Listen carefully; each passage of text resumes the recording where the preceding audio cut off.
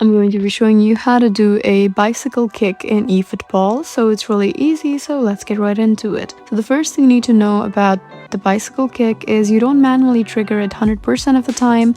It depends on player position, ball height, timing, and player skill. So on how to trigger it, we need to do is send a high cross into the box. You can use cross button, which is the white pass. You need to aim toward a striker inside the penalty box.